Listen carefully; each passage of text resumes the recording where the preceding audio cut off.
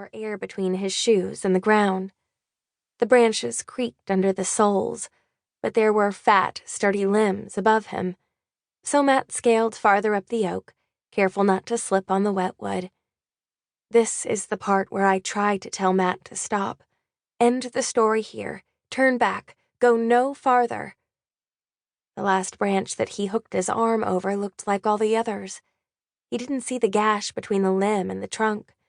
He didn't feel it give under his weight until all of it was already pressing down, and it was too late. I wish I didn't remind myself of this so much. Then maybe I could unremember the memory. Too late. The sound was the cracking of bone, flashes of leaves and twigs that tore at his shirt and neck. His stomach shot up to his throat as his torso fell unevenly toward the dirt, which was packed hard from the rain. Time stopped, just like it does in the movies. Everything else crawled into slow motion. It felt like he was falling forever. Then, when his back hit the ground, it seemed like there would never be breath in his lungs again, and his spine splintered like thin ice under a footstep, forking off into spidery veins that fractured the world, into before and after. Bureau of Healthcare Research and Quality, Resurrections Division. Application for resurrection. Name of resurrection holder. Blank. Resurrection holder's birth date. Blank. Resurrection holder's social security number. Blank. Name of the resurrection candidate. Blank. Resurrection candidate's date of death. Blank. Cause of death. Blank. Sworn affidavit regarding cause of death. I, blank, represent under penalty of law that the death of the aforementioned resurrection candidate was the result of neither suicide nor assisted suicide. Signature, blank. Important instructions, sign below. I, blank, understand that I must arrange for delivery of the deceased to the designated resurrection site. See pamphlet instructions. Cremated cadavers will not be eligible for resurrection. I understand that this resurrection choice is made in compliance with the Pickering regulations and will be my only choice.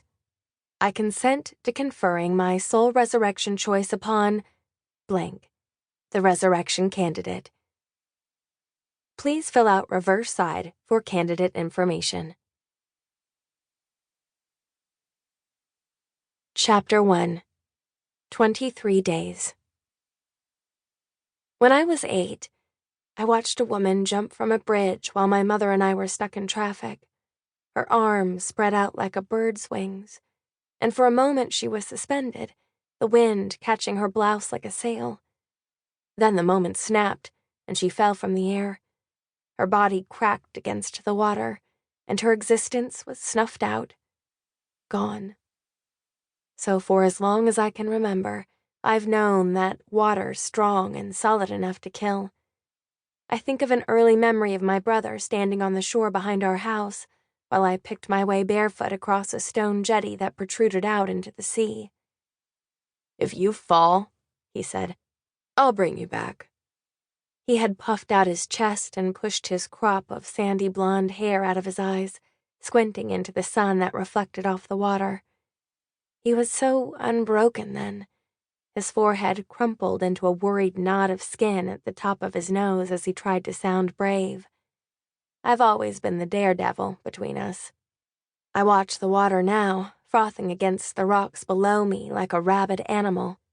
My toes hook precariously over a jagged rock face. The distance is 30-odd feet, far enough to send needle pricks through the soles of my feet, not far enough to crush my bones on impact. I consider this a happy medium. Then there's the thwack of bare soles behind me. A shadow crosses. A foot plants inches from mine. "You snooze, you lose, suckers." My boyfriend Will tucks his bronzed legs into a cannonball. His hair, which at this stage of the summer now